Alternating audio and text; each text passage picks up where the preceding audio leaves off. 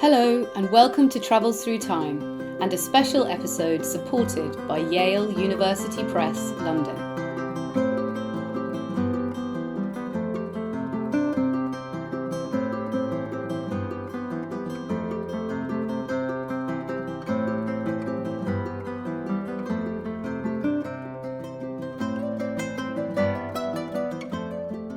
Hi, it's Violet here. This week our destination is the Jamaican town of Port Royal, the richest and wickedest city in the New World. At 11:40 a.m.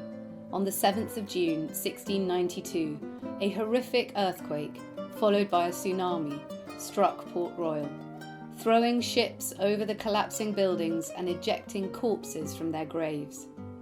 2/3 of the town sunk immediately into the sea as the sand liquefied, taking buildings with it.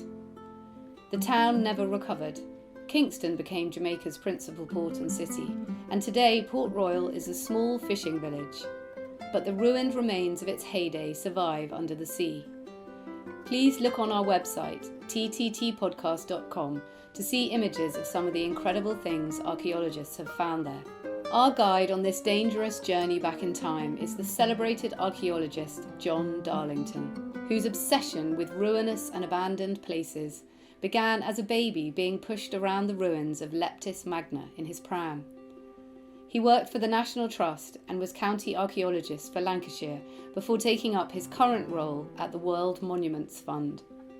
His new book, Amongst the Ruins: Why Civilizations Collapse and Communities Disappear, is published today by Yale. In it, he tells the stories of lost places as diverse as ancient Assyria and 20th century St Kilda, grouping them around 5 themes, before offering some ideas for how we can avoid this kind of destruction in the future. I spoke to John last week. Welcome to Travels Through Time, John. Thank you very much. Delighted to be here. Before we start, I have to ask you to tell our listeners where you are recording from today, because this is definitely a first for Travels Through Time. So my home is actually a 1905 Belgian clipper barge, and I'm moored just off the Thames, but in London. So so we're recording from my wheelhouse, as the Americans say. Well, I hope that has a positive effect on the sound quality. Today we're going to be talking about ruin and loss and the inevitability of change over history. But it's not going to be a depressing conversation, because it's also very much about renovation and adaptation.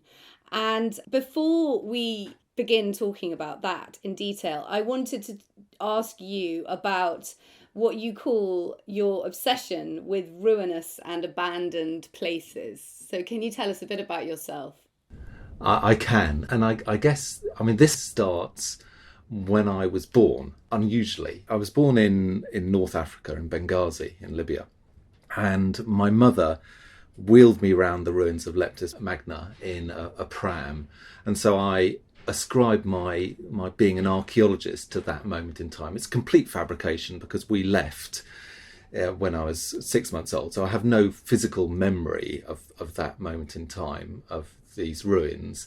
But ironically, we moved to Berkshire when I was about 5 or 6 years old, and would walk around Windsor Great Park. And there, on the fringe of Windsor Great Park at Virginia Water, there are some transported ruins of Leptis Magna. So my memory has kind of equated the two things. So I can absolutely remember being in Benghazi, but of course I can't. I'm just picking up this kind of photographic image in my head from translocated ruins in Virginia Water. But I've had that obsession for years and years, this fascination with the past, in a way which was, as a child, children, what superpower have you got? And the superpower range was from invisibility, or being able to fly, or having super stretchy arms, or something ridiculous like that. My superpower was always going to be to travel back in time. It was always time travel, as I guess many of you. Yeah, I'm right with you on that one. Right with you on that one. Were your parents interested in archaeology? Were they archaeologists? No, they weren't. My mother always wanted to be one, and we travelled across the world. So we lived in Iran, we lived in and various different countries around the world. So when we were walking through the ruins of Persepolis, my mother was there going, "Oh, this is amazing." So she took us to these places, and I think that again is one of those indelible stamps in terms of your character. You get into this rhythm of looking for the past, and then I guess that fascination with places such as Petra or Machu Picchu, where you instantly think, how did that happen? Why is that what it looks like? What led to that place being constructed, and then what led to its ruination? So that again is part of this why. If you can hear helicopters overhead, this just shows that I'm live in London. But if you can't, you'll just have to believe me. And then I think part of my thinking has always been that this is, I like to look back, so I love to look and imagine and to think about what's happened in the past, but it's really about how you can take some of the lessons from the past and project that into the future. That's my real interest.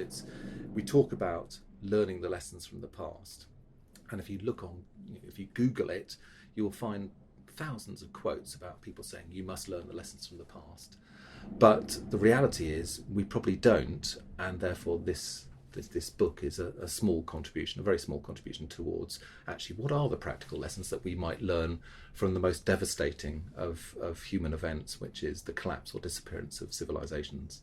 Yes, because the last part of your book indeed is a list of, of fascinating suggestions and lessons for the future. And I want to talk about that a little bit later, but let's just go back to you for a minute. So you went to university, studied archaeology. Tell us roughly, and also what you do now. So I went to university. So I went to Lancaster University, studied archaeology there. Then I went to Birmingham University, studied archaeology again, and I became an archaeologist. I sort of a field archaeologist. We travelled as part of the university degree. You go and you dig somewhere. So we excavated in Pavia in northern Italy, and I thought, this is fantastic, this is wonderful, there's beautiful sun, fantastic food and environment, extraordinary finds, and that really cemented the fact that to be an archaeologist was possible and intensely desirable. And then I suppose I spent the rest of my digging career really down deep muddy holes in the Western Midlands of England, so it's quite a contrast from the sun and glory of northern Italy. So I had that practical digging experience early on in my career, excavating places like Shrewsbury Abbey, Roman ruins on top of Birdlip Hill in the Cotswolds.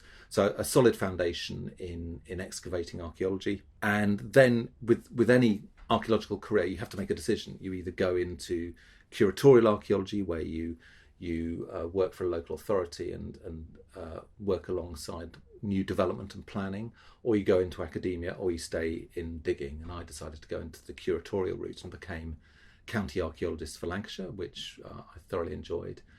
And then the kind of final step before moving to World Monuments Fund, which is where I work now, is that I decided that it was wonderful sort of being a curatorial archaeologist and trying to encourage people to preserve the past. But actually what I really wanted to do was to feel what it was like to actually do that, to make the decision. And so I moved to the National Trust and became director for the National Trust in the northwest of England. Not in archaeology at all, but general management. And there you had to make decisions about how do you preserve and conserve the past, and where do you let things go. And then the final move was here to World Monuments Fund, where I lead a small charity part of World Monuments Fund, which is based out of New York. And we essentially look after irreplaceable heritage across the world. So I have the best of all worlds, really. It sounds like an amazing job, and I imagine it involves a lot of travel, flying around the world to different archaeological sites. Prior to COVID, absolutely. Yeah. COVID obviously put a bit of a dampener on that, but yes, we're beginning to travel much more, and I've had the pleasure of leading various projects in Iraq and in Lebanon and places across the Middle East. So yes, the opportunity to travel is a great appeal, and it allows me to see the places that I'm talking about. Yeah, absolutely. Well, your book is so wide ranging. It really is. Well, the first chapter is prehistoric settlements in Ireland, and then you talk about St Kilda in the 20th century, Easter Island, the destruction of the Summer Palace in China. And I wondered, how did you choose? So I think there was 17 in total different sites. Is that right? How did That's you correct, yeah. decide which ones to go for? So I think I really started with the themes. So I started with obviously knowing a much larger proportion of sites and thinking about what were the reasons for the collapse of civilizations or historic societies. And so once you start to build these 5 themes, and the book is very much built along the lines of the themes, then you can start to think, well, which are the best stories which can tell the story of those themes. So the themes are climate change, they are war and conflict, natural hazards, they are economic disaster, and human error. And so those 5 things underpin all the stories. And for me, the really important thing is they underpin all the stories which are about the past. But if you look at the present day, they underpin many of the challenges that we're going through in the present day. So this again is that real need for me to bring the past into the present, and then how it helps us in the future. Yes, so that's how the stories group. So it started with the themes, and then I really wanted something which gave us a bit of variation. So I didn't want just to concentrate on the collapse of Sumeria, which is one of the stories, but I wanted sort of big civilization collapse versus actually a single building and what that means for a type of heritage. So I chose Beaudesert Hall in Staffordshire, which tells the story essentially of the disappearance of the English country house in the early 20th century. So I go from big to small. I try and pick geographically some variation. So Rapa Nui, Easter Island, all the way through, as you've said, to the Summer Palace in China. And I try and pick chronologically a variation. So as the Neolithic and Bronze Age in the Sperrin Mountains of Northern Ireland, all the way through to 1966 and the Cultural Revolution. So big variety. That's kind of, again, I wanted to have that variation of time and tempo and place, because I think it just makes for a more interesting storytelling. Absolutely. And your 5 themes that you talk about were climate change, natural hazards, human disaster, war, and economy. So can you just briefly take us through those, why you chose them, how they sort of work?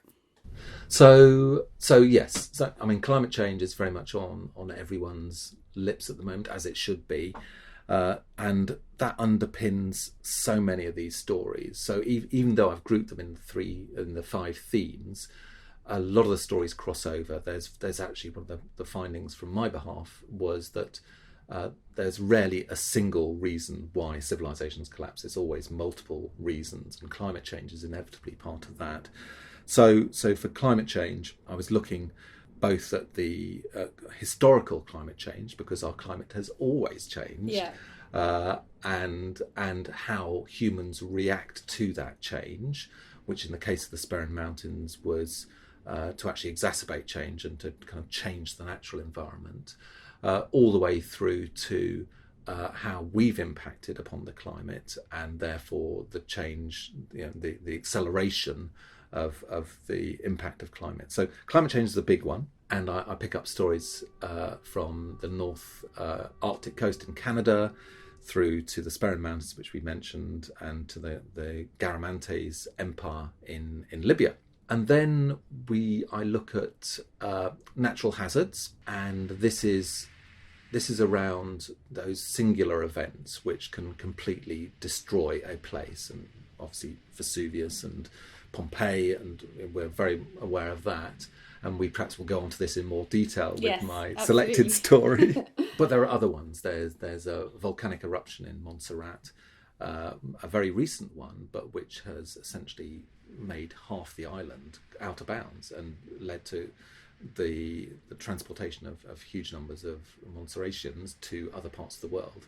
And war is a very obvious category, and again we see it today, but I take us back to the Neo-Assyrian Empire in northern Iraq, where we explore what happens when an invading group successfully obliterates the cultural identity of everything that went before it, and they do it in a very, very visible way. This is the Babylonians on the Assyrians, but it's a story repeated twice more, with the destruction of Assyrian heritage through my profession, through antiquarians visiting and taking away the remains of that heritage, and then in 2015, 2016, 2017, the impact of ISIS, who do exactly the same thing, eradicating earlier cultures because it doesn't align with their theology and their thinking. So war is another subject, and there's a variety of stories about that. We look at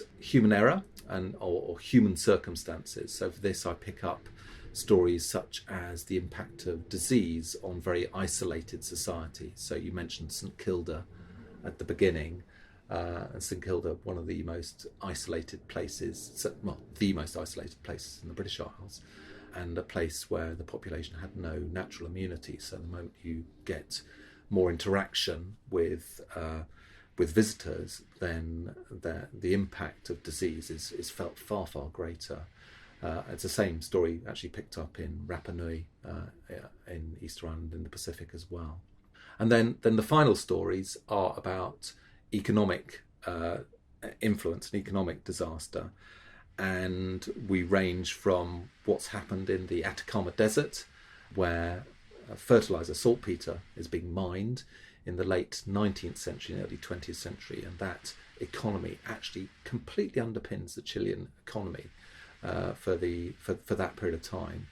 But then the disaster or the impact which is felt there is of the invention of artificial fertilizer, which then means the natural goods are just not required anymore, so that the economy tanks. So it's those are just a small taster of some of the stories in the book. Wonderful. And one of the things which I think we're going to touch on later with regards to the sea, but one of the things that struck me very much was how, particularly in the natural hazards category, you get these moments of intense destruction, volcanoes, earthquakes.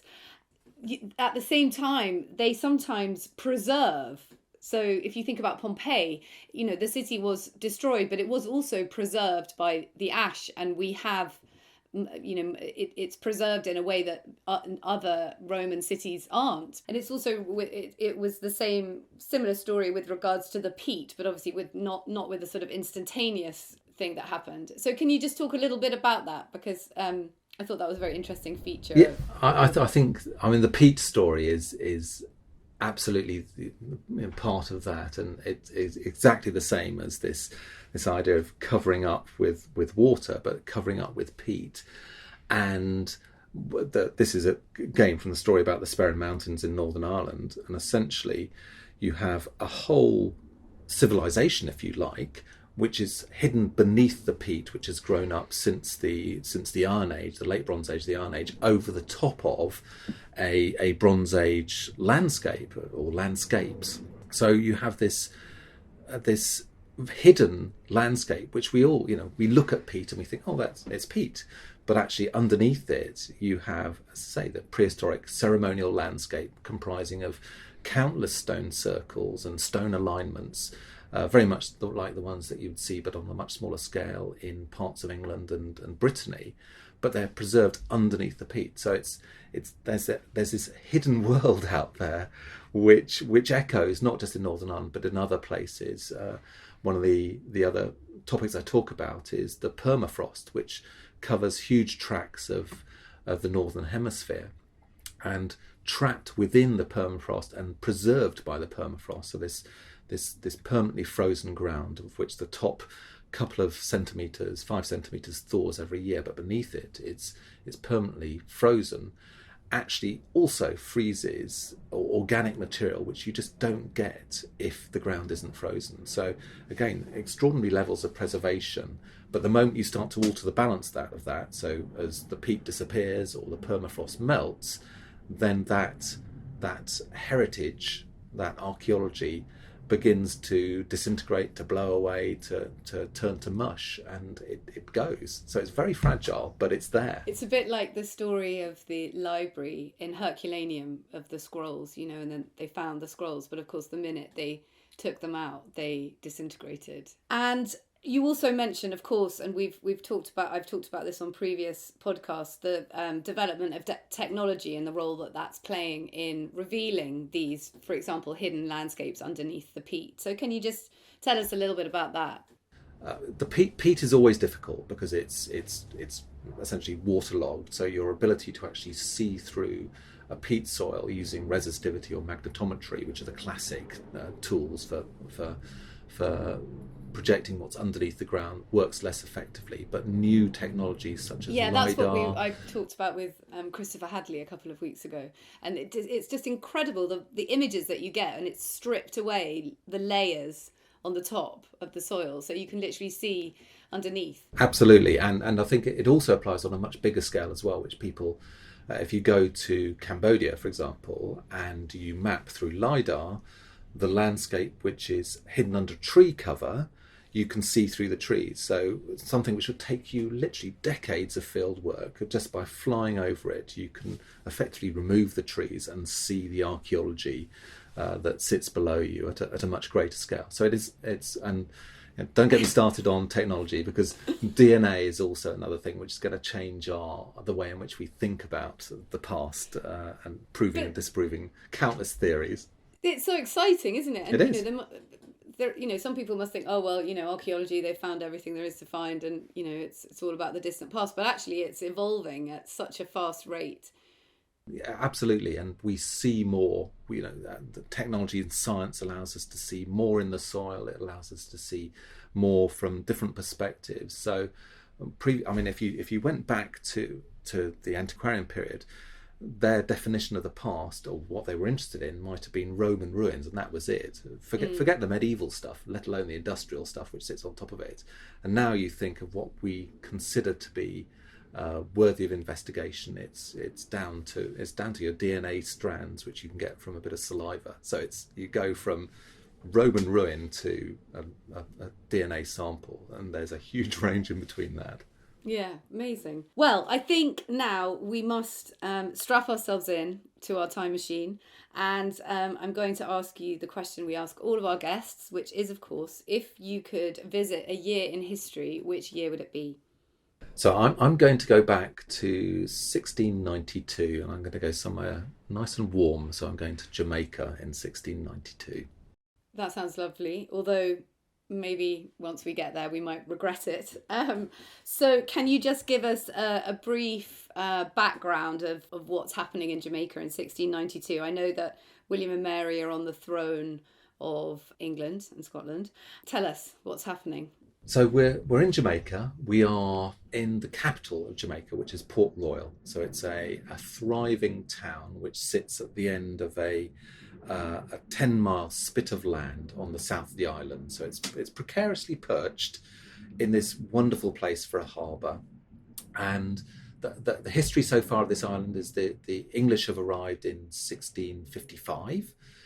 They've arrived as part of Cromwell's Western design to oust the Spanish from the Caribbean, and sort of superimpose that Protestant thinking on the world as well as the economy. Cromwell, against his advisors' advice, sends Admiral William Penn, and his father is the founder of Pennsylvania, and Robert Venables as his admiral and his general, to go and disrupt and take the Spanish Caribbean. They have a failed assault on Hispaniola.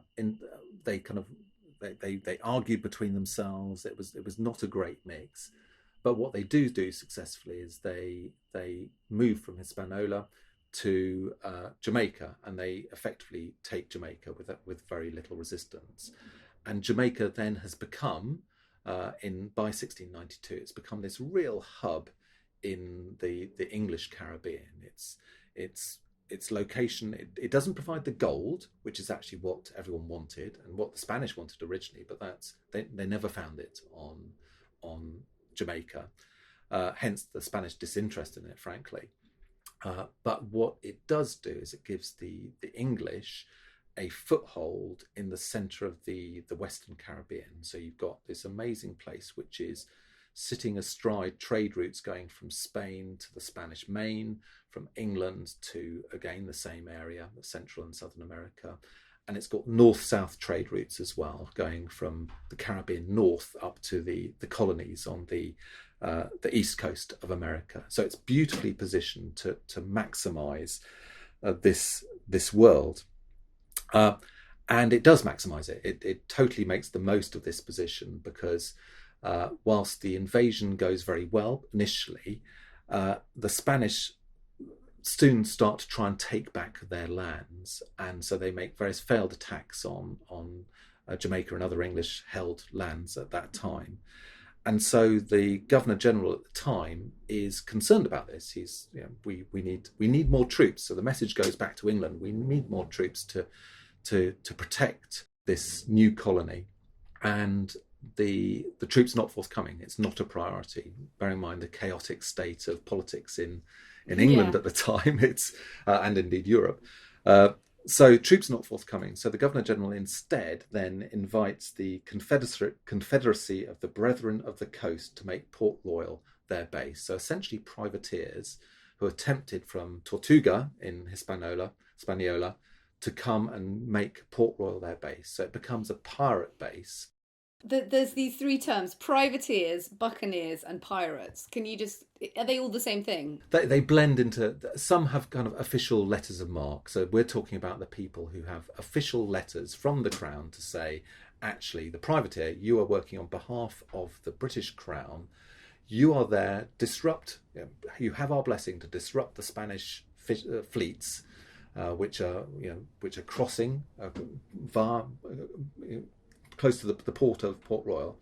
You have our permission to essentially to disrupt and take their trade. That's what you're given permission to do. So they're sort of official pirates then? Yeah, exactly. I think that's the best way to describe them. But of course, they're mixed alongside. Official pirates sometimes become unofficial pirates. And so it's this blended world. And in return for that license, the letters of marque which they're given, essentially 25% of that goes back to the Crown, if anything they capture. 10% goes to the Admiralty and 8% goes to the Governor, typically, which leaves them roughly 2/3 of all the booty. So you have the Spanish trade being disrupted by privateers and buccaneers and pirates, and the income from that and the base for that is Port Royal. So there's, again, you've got this thriving, dynamic place of entrepreneurialism and extremes, really. And then you layer on top of that another aspect, which is that the Spanish don't allow anyone else to trade. Has to always be done through the Spanish system. So all taxes and revenues through trade from Spain and the Spanish colonies have to be taxed. So yet again, Jamaica and Port Royal is beautifully positioned for another disruptive English tactic of actually cutting out the middleman, trading both to the Spanish mainland, to Central and Southern America, without tax. So you bypass the Spanish system entirely, and the revenue that you get from that, you save the tax revenue, which is considerable. So the combination of privateer base, this sort of nationally sanctioned tax evasion scheme, which also brings an extraordinary number of goods which stop off in Port Royal from again the Spanish mainland and from the American colonies back to the UK, bullion going backwards and forwards, goods going backwards and forwards. You have this burgeoning trading hub, really, really extraordinary, and it leads to the establishment. Port Royal becomes a town of sort of 6,000 people in our year, in 1692. It's a big place. So was it the kind of prototype free port? I think you've got it spot on. Absolutely. And that's one of the fascinating things I find about this particular story, is that because of the extreme wealth that you get in Port Royal, and it's a cash economy. Everywhere else, the economy is measured in sugar, for example. This is measured in cash. There's more cash, more free cash, I think the quote comes, in Port Royal than there is in London. So these are people dealing with real money, silver and gold. And there are as many ships docking in our year in Port Royal as there are in the ports of Plymouth and Boston on the eastern coast of America. So it's this very rich place, and the impact of that is that everyone has cash and everyone can buy things. So that the middle classes, for the first time, because we don't see it until 40 years later in the UK, the middle classes are able to buy porcelain, to buy books. So it really is a foretaste of kind of a much freer economy, which we see later in Europe by at least 40 years. Hello, it's Artemis here, one of the other presenters on Travels Through Time. I just wanted to let you know that this special episode is supported by Yale University Press London, who this year are celebrating 50 years of inspirational publishing, including the Little Histories series of books. So on today's podcast, Yale University Press is offering Travels Through Time listeners a special 20% discount on our guest, John Darlington's new book, Amongst the Ruins, Why Civilizations Collapse and Communities Disappear. To buy John's book for just £20 with free postage and packing, go to the Yale University Press London website, which is www.yalebooks.co.uk, search for the book and use the discount code RUINS, all capital letters RUINS, when prompted at the checkout. This offer is valid from the 11th of April until the 30th of June 2023 and is for UK orders only. Well, let's go now onto the streets of Port Royal for your first scene. So describe to us what it would have been like. I think in your book, there was the most fantastic quote. Would you read the quote for us to start us off? Yes. So Port Royal is a place of contrasts, and there's one view of Port Royal, which is that this is the fairest town of all the English plantations, the best emporium and mart of this part of the world, exceeding in its riches, plentiful of all good things. So it has this, there is one view of Port Royal.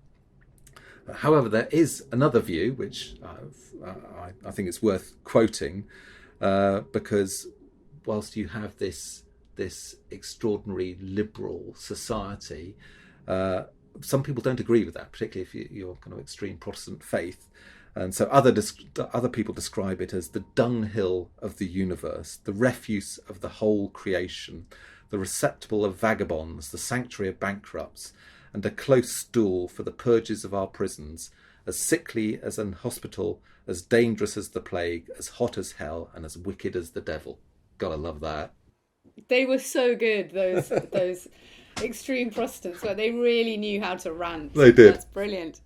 And of course, we have to acknowledge that a large proportion of the population was made up of slaves who had been forcibly taken from Africa and who were very much part of this economic boom that was going on. They were entirely.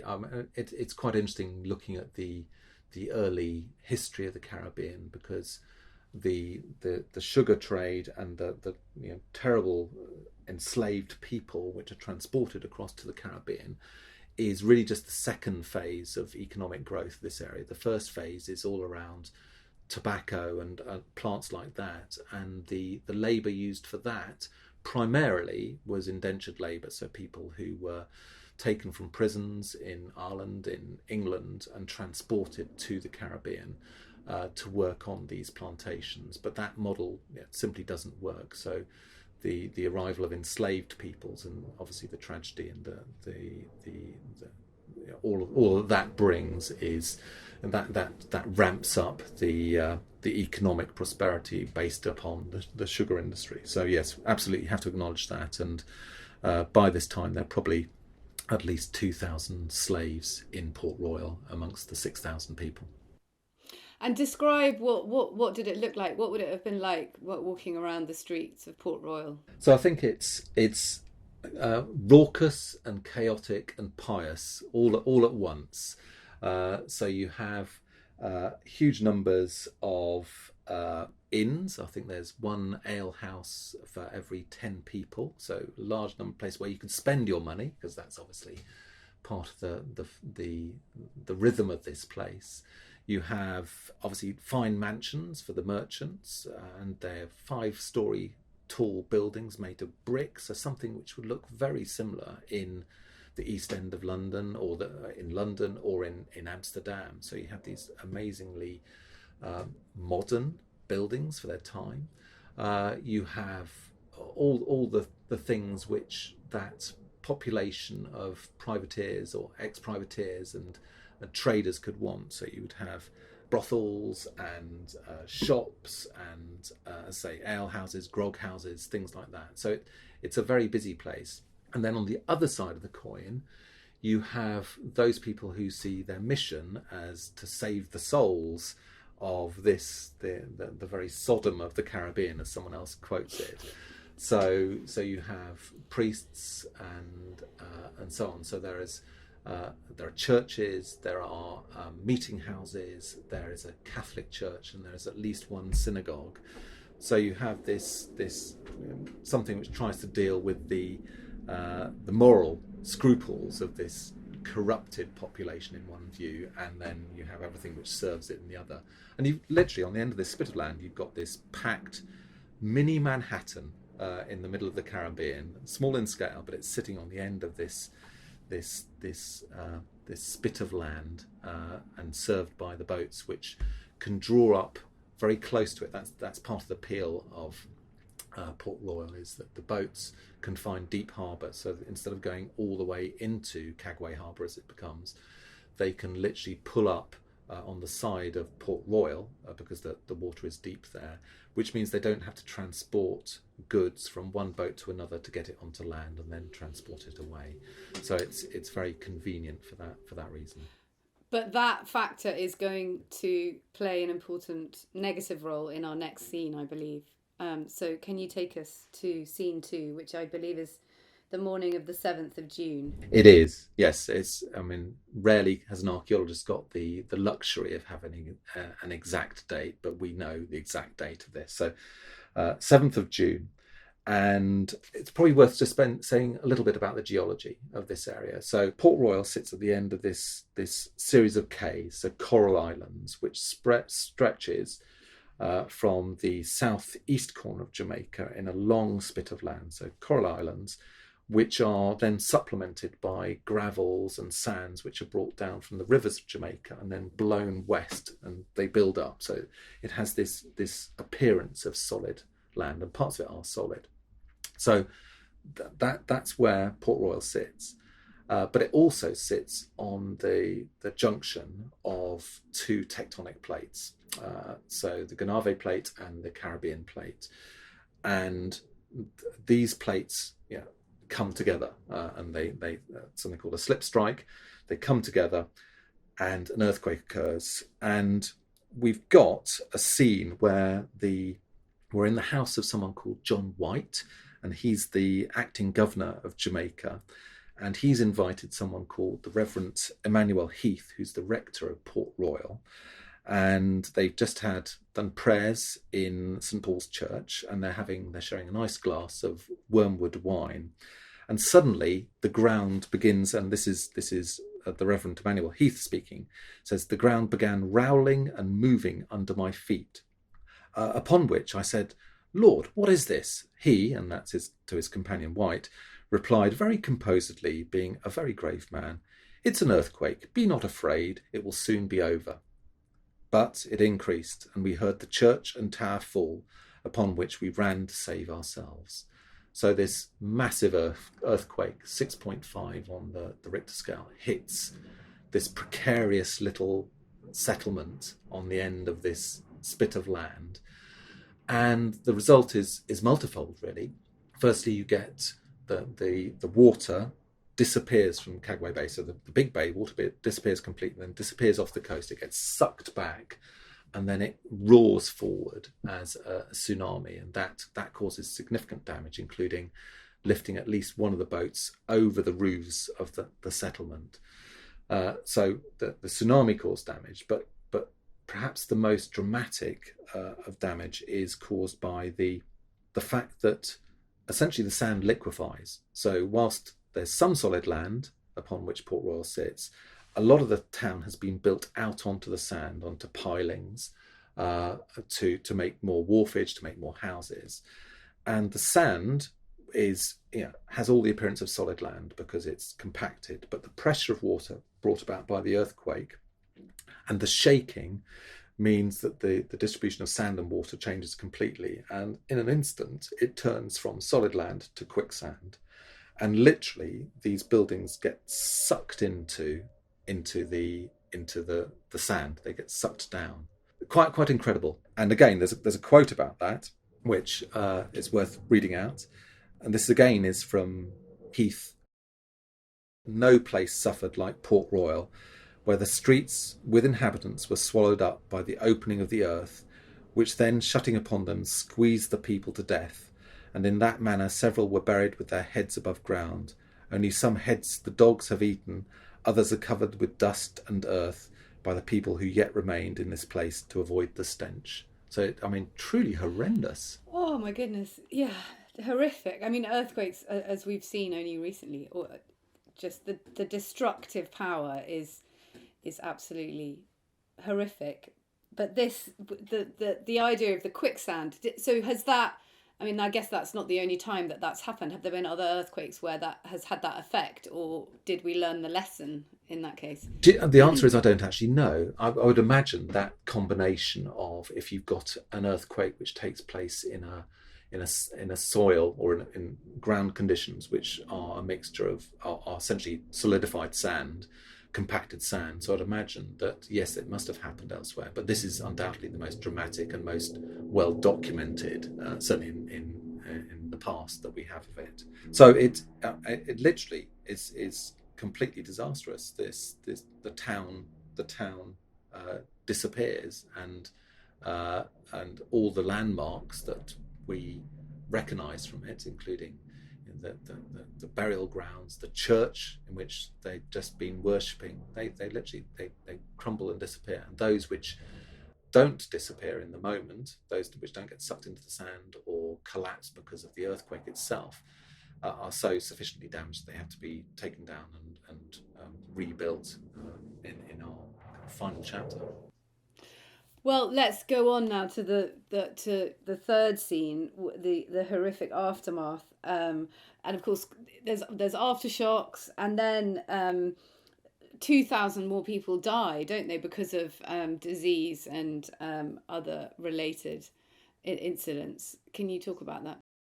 Yes, again, we got this fantastic documentary record, which someone says that the earthquake, after the earthquake, was a general sickness from the noisome vapours belched forth, which swept away above 3,000 persons. So not only the aftershocks, and there were aftershocks of the earthquake itself, so life was not safe immediately after the 7th of June. You had these aftershocks, but also water would that have been cholera or disease?